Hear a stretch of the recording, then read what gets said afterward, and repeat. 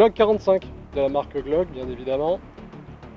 Crossover intéressant puisqu'on va retrouver un canon d'un gabarit d'un 19 et une poignée gabarit du 17. Ici sur ce Glock, vous allez voir qu'on l'a équipé d'une TLR1 HL de Streamlight. Et lié au fait qu'il est une plateforme MOS, on l'a équipé d'un optique Holosun HE508T, d'accord, en green dot, qui est très intéressant. Alors pourquoi très intéressant? Parce que par rapport au spectre visuel, la couleur vert clair est très bien placée et apporte un confort à l'acquisition de la visée.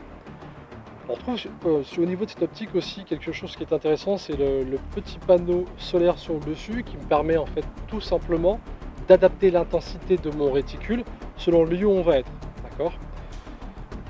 Sur cette arme, vous allez voir donc bien évidemment qu'il est fileté, donc il est intéressant de voir sur de la munition classique ce que ça peut donner, d'accord, et après on essaiera avec un modérateur de son.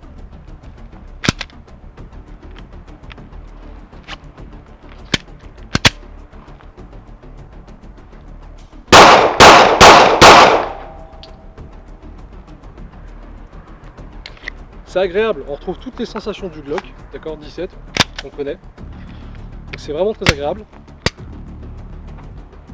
C'est bon, on est dans les standards Glock, d'accord, on a un format un peu plus compact.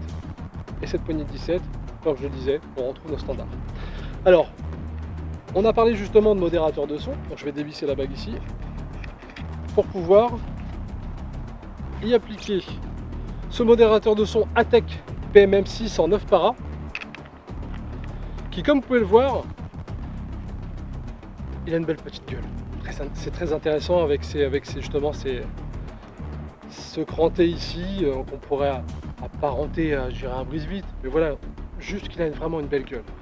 Alors bien sûr au niveau de l'arme, ça rajoute un gabarit supplémentaire. Et ben on va regarder ce que ça raconte.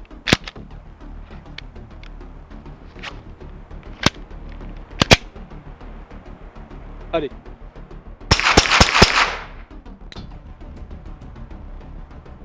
Top, vraiment excellent. À tester quand même avec de la munition subsonique, mais il n'y a pas à tortiller, ça a vraiment de la gueule. A bientôt pour une nouvelle vidéo.